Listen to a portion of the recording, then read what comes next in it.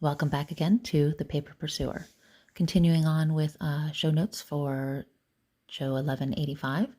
The next article is from Breitbart, and it's titled Schweizer, Bernie Sanders Funneled Tax and School Money to His Family by Pam Key, January 20th, 2020.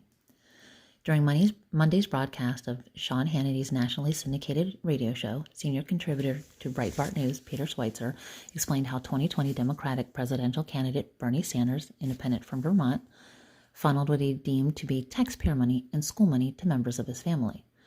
While discussing his new book, Profiles in Corruption, Abuse of Power by America's Progressive Elite, Schweitzer said, Bernie, over the course of his 30-plus years in public office, has funneled huge sums of money to his family.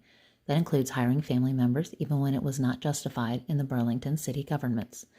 But more specifically, the 2016 campaign, there was this mysterious media buying company called Old Town Media that was set up.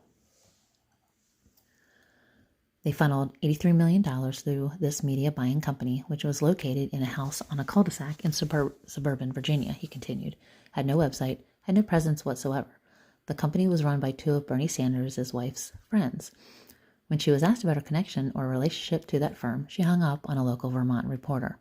So there are various ways taxpayer money, school money, other things that have flowed to the family and have made the Sanders family very, very wealthy. Now my 2 cents. So let's see. Use campaign finances to buy his book. Used his status to get his girlfriend and then eventually wife hired, a lucrative job and raises and friends and everything else. Gee, Bernie, you are exactly what we come to expect from the so-called elite, progressive elite. See, I think that'll be it for now. Actually, let me move on. One more article. It's from Investors Business Daily. It's about Bernie also. Stay on the whole Bernie trashing bit. It's called Denmark Tells Bernie Sanders It's Had Enough of His Socialist Slurs. From Kerry Jackson. Let's see, November 9th, 2015. Oh my goodness, this is a real old one. The Danes apparently have grown weary of Senator Bernie Sanders insulting their country. Denmark is not a socialist nation, says its prime minister. It has a market economy.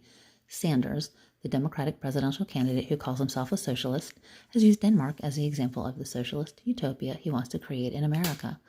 During the Democrats' first debate last month, he said, "We should look to countries like Denmark, like Sweden and Norway, and learn from what they have accomplished for their working people."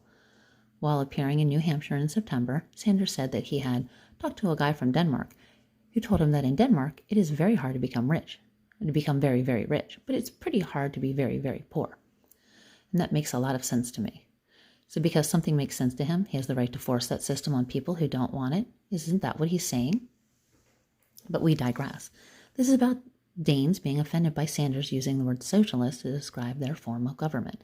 And who can blame them, especially when the free world has had enough of National Socialists and Soviet Socialists and North Korean Socialists and Cuban Socialists? While speaking at Harvard's Kennedy School of Government, the center-right Danish Prime Minister Lars Løkke Rasmussen said he was aware that some people in the U.S. associate the Nordic model with some sort of socialism. Therefore, he said, I would like to make one thing clear. Denmark is far from a socialist planned economy. Denmark is a market economy. Rasmussen acknowledged that the Nordic model is an expanded welfare state which provides a high level of security to its citizens. But he also noted that it is a successful market economy with much freedom to pursue your dreams and live your life as you wish. To that, we'll add that Sweden, another of Sanders' inspirations, has for decades quietly moved away from its cradle-to-grave form of government welfare, and the Swedes are better off for having done so, just as the Danes will continue to be better off as their government overhauls its welfare state.